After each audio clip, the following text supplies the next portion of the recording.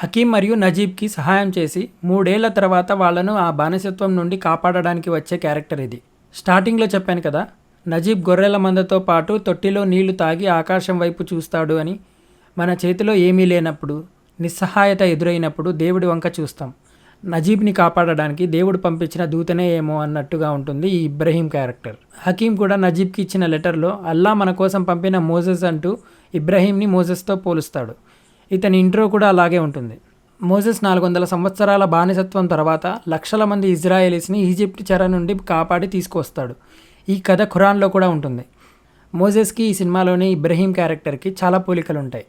Moses ఇస్రాయేలీస్ని Egypt నుండి తీసుకువచ్చి అరణ్య మార్గంలో కాలినడకన నడిపించుకుని వస్తూ దారిలో చాలా ప్రమాదాల నుండి కాపాడుతాడు.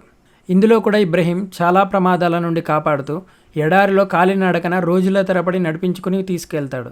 మోజెస్కి ఎటు వెళ్లాలో, వారిని ఎటు తీసుకెళ్లాలో తెలియదు. ఆకాశంలో ఒక మేఘంని ఫాలో అవుతూ తీసుకెళ్తాడు. ఇక్కడ ఇబ్రహీం కూడా సూర్యుడిని ఫాలో అవుతూ తీసుకెళ్తాడు. మోజెస్ రోజు ఒక కొండ ఎక్కి దేవుడికి ప్రార్థన చేస్తాడు. ఇబ్రహీం కూడా అలానే చేస్తాడు. మమ్మల్ని అనవసరంగా ఈ అడవుల్లోకి తీసుకొచ్చి తిండి తిప్పలు లేకుండా చంపుతున్నావు అని మోసెస్ని తిట్టిన వాళ్ళు చనిపోతారు.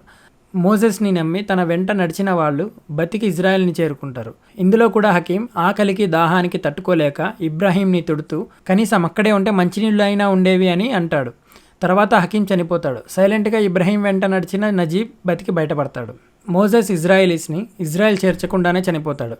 ఇబ్రహీం నజీబ్ని గమ్యం చేర్చకుండానే వదిలి వెళ్ళిపోతాడు. ఈ ఇబ్రహీం ఎక్కడి నుండి వచ్చాడో, ఎక్కడికి వెళ్ళిపోతాడో చూపించరు. చివరిలో నజీబ్ పోలీస్ స్టేషన్లో ఇబ్రహీం ఫోటో చూస్తాడు. అంత మంచి వ్యక్తి ఫోటో వాంటెడ్ బోర్డు మీద ఎందుకు ఉంది అనేది అందరి మనసులో మెదిలే ప్రశ్న. 2 కారణాలు అయి ఉండవచ్చు. ఒకటి, ఇబ్రహీం అలా బానిసలందరినీ కఫీర్ల నుండి తప్పించి వాంటెడ్ లిస్ట్లో చేరి ఉంటాడు. లేదా నేను ఇందాక చెప్పినట్టు దేవుడే దూతని ఇబ్రహీం వేషంలో పంపి వారిని కాపాడి ఉంటాడు.